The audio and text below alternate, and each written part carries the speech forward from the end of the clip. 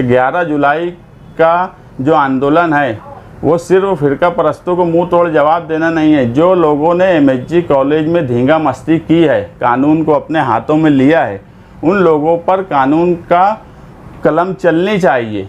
हम इस मुल्क में, भारत में हमारा संविधान शुरू होता है तो हम भारत के लोग से शुरू होता है। हम भारत के हिंदू या हम भारत के मुसलमान या हम भारत के सिख, हम भारत के ईसाई ऐसे बोल के नहीं शुरू हुआ।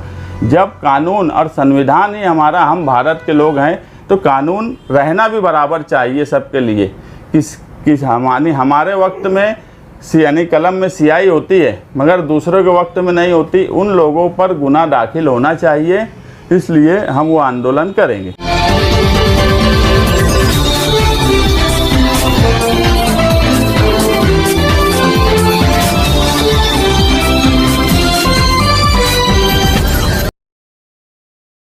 कि अब बुनकरों के शहर में बुनकरों को आगे आना होगा।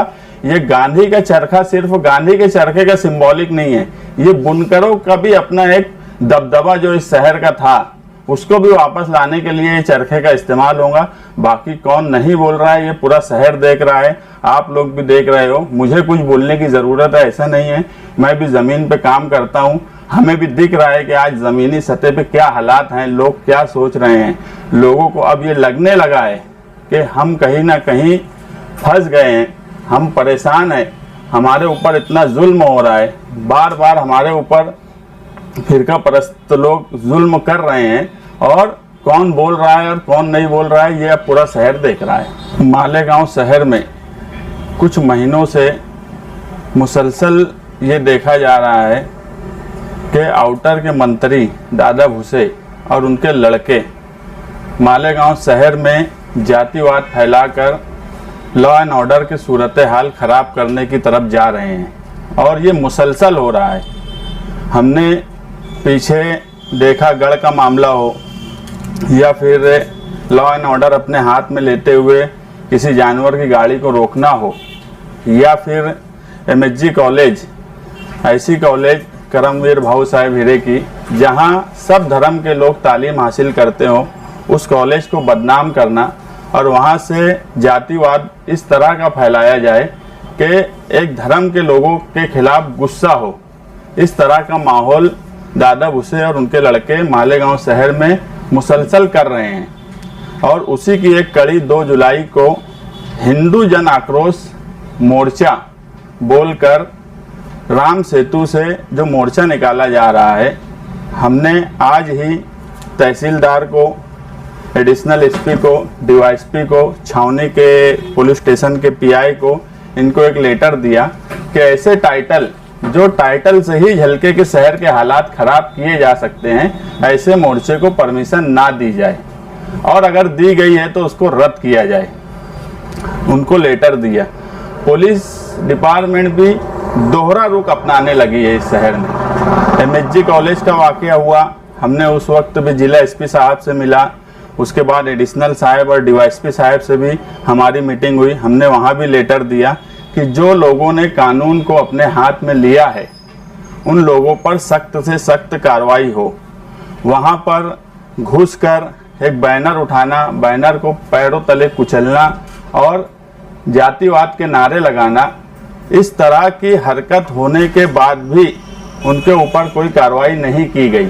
और ये इसी की कड़ी है, जब कानून और कानून के रखवाले, कानून के दायरे में ऐसे लोग जो कानून को अपने हाथ में ले रहे हैं, उनके खिलाफ कोई सख्त कार्रवाई नहीं करेंगे तो उनकी हिम्मत बढ़ेगी। और 2 जुलाई का जो मोर्चा है, मैं इसको उनकी हिम्मत बढ़ना मानता हूं और उसकी वजह ये मानता हूं कि उन पर कार्रवाई नहीं की जा रही है, इसलिए उनकी हिम्मत बढ़ रही है। और आगे भी अगर कार्रवाई नहीं की जाएंगी तो इसी तरीके से हिम्मत बढ़ती जाएंगी। आपने एमएचजी कॉलेज के वक्त सारे शहर ने देखा, वहाँ मीडिया वाले मौजूद थे। एक मिनिस्टर पुलिस के आला अधिकारियों के बीच में बैठकर एक आदमी का जवाब पढ़ता है। जवाब के ताल्लुक से किसी का भी जवाब हो, कानून इतना क्लियर है उस मामले में कि मैं वो साफ बता दूं कि अगर मैं एफआईआर कर रहा हूं और मेरा जवाब सामने वाले वकील को भी चार्जशीट से पहले नहीं दिया जाता ये कानून है। FIR की कॉपी दी जाती है मगर जवाब नहीं दिया जाता। एक आदमी बहुत ताकतवर है तो इसका मतलब ये नहीं कि वो कानून से बड़ा हो गया, वो मीडिया के सामने बैठता है। मैं ये भी मानता हूँ कि हर आदमी सियासत में अपने पावर का इस्तेमाल करता है, मगर इतना ओवर पावर का इस्तेमाल करते हुए मैंने इससे पहले किसी को नहीं देखा कि जवाब पढ़ रहा है और उसमें दुरुस्ती करने के लिए बोलते हैं कि ये ऐसे नहीं ऐसे करो। ये कानून के खिलाफ वर्जी है। कानून से बड़ा कोई आदमी हो सकता है ऐसा नहीं है। इसीलिए हमने ये तय किया कि अगर पुलिस उनको परमिशन देती है तो 11 जुलाई 2023 को हम चरखा आंदोलन करेंगे। हिंदुस्तान में चरखे का एक अपना तारीख रही है। 17 जून 1947 को गांधी ने अपनी प्रार्थना सभा के बाद जब दिल्ली के हालात जातिवाद के तौर पे खराब हो रहे थे तो उन्होंने एक तारीखी बात बोली थी कि जब कोई जालिम बहुत ताकतवर हो जाए और हमारे हालात को खराब करने की तरफ जाए तो उस वक्त अगर कोई बहुत जालिम भी है तो हमारा हथियार ये चरखा होगा। और आज़ादी की लड़ाई में भी चरखे का एक अहम हिस्सा रहा है और मालेगांव शहर से भी चरखे का एक अहम हिस्सा जुड़ा हुआ है। कल भी था और आज भी जुड़ा हुआ है। ये बुनकरों का शहर है।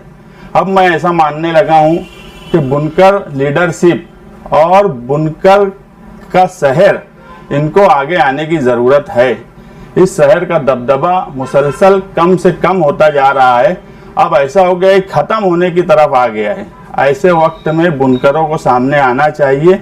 इसलिए सिंबॉलिक तौर पर हिंदुस्तान की आज़ादी में जिस चरखे का रोल रहा है, मालेगांव शहर की तारीख में जो चरखा हमारा हमेशा से रहा, जिसने इस शहर को बनाया संवारा, आज भी हम गली मोहल्ले में जाते हैं तो हमारी माएँ बहनें चरखा भरती हैं। चरखा सिर्फ सूत काटने का ही एक जरिया नहीं है, चरखा एक हथियार भी होगा जो फिरका परस्ती के खिलाफ अब हम इस्तेमाल करेंगे। और इस शहर के बुनकरों और मजदूरों का शहर जो है, जिसको देखकर महाराष्ट्र का हिंदुस्तान अपना तहरीक और अपना आंदोलन खड़ा करता था, आज उस शहर के ताल्लुक से तरह तरह की बातें हमको भी लोग पूछ रहे हैं, बाहर से फ़ोन करते हैं कि मालेगांव शहर में ऐसा हो रहा है क्या, इस तरह की बातें हो रही है क्या। तो ये बुनकरों का शहर है और चरखा आंदोलन 11 जुलाई को हम करेंगे ताकि फिरका परस्तों को मुंह तोड़ जवाब दे सके। अब ये बात बहुत हो गई, अमन शांति, इस शहर में अमन शांति का हमारे ऊपर ही आ गया है कि हम ही शांति रखें, हम ही अमन रखें, हम ही सब करते हैं, मगर हमारे साथ दोहरा व्यवहार क्यों। इस शहर ने 12 नवंबर का वाकया भी देखा, इस शहर ने गढ़ के वक्त क्या हुआ ये भी देखा, इस शहर ने MSG कॉलेज में क्या हुआ वो भी देखा, आगे भी क्या होने वाला है या क्या हो रहा है वो भी देख रहा है। मैं मालेगांव शहरियान की माओ बहनों से भी गुजारिश करूंगा कि चरखा आंदोलन में अपना चरखा लेकर आए।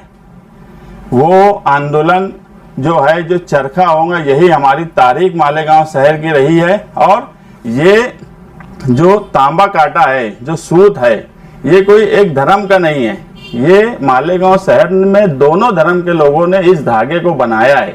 और उस वक्त चरखे पे क्या बनाया जाएगा वो हम उसी वक्त बताएंगे।